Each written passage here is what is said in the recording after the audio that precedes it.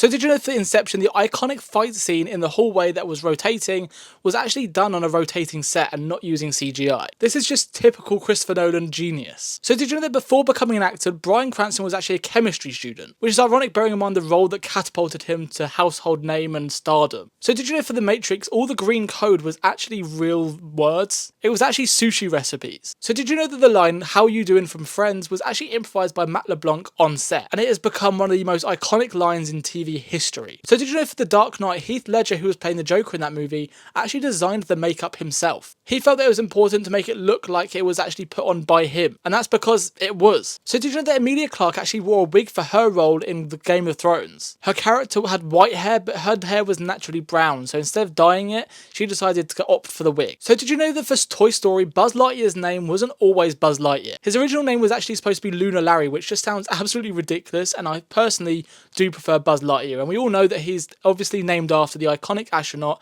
Buzz Aldrin. So did you know for The Office, all of the computers actually worked? They were all connected to the internet as well, which led to a lot of the cast being able to fulfill some of their admin, their personal admin, whilst on set and just in the background, which must have saved so much time at home. So did you know that for The Dark Knight, Heath Ledger actually locked himself in a hotel room in order to create the Joker's psychotic personality? This is a huge dedication to role situation, and honestly, he is the biggest loss in Hollywood history, in my opinion. So the chances are that if you've ever heard Woody from Toy Story's voice on anything like a video game or a toy or anything else, it's likely not Tom Hanks' voice. The chances are you're listening to his brother Jim, who actually steps in for his brother a lot of the time when Tom just doesn't want to do some stuff. So did you know for The Godfather, Marlon Brando actually used cue cards on set instead of learning his lines? He would have them hidden all over the set, including on the backs of fellow actors. So did you know that the Demogorgon screech for Stranger Things was actually a combination of the sounds of a baby seal and a slowed down tiger roar? And you can never unhear it, by the way.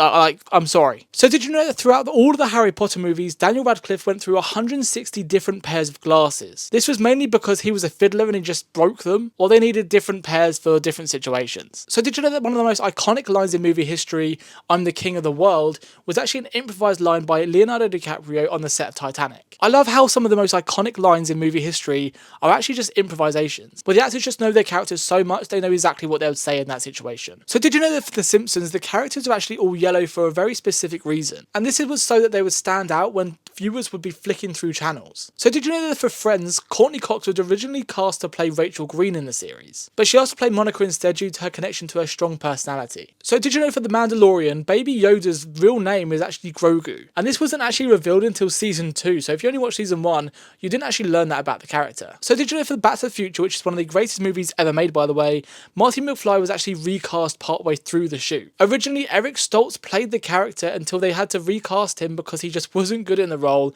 with Michael J. Fox. And they had to reshoot a whole bunch of the film, and there's a whole massive story about this, which is absolutely incredible. So did you know that for The Shining, Jack Nicholson actually improvised the famous line, "Here's Johnny"? Once again, it's so iconic how some of the greatest lines of movie history were actually improvised by the actors.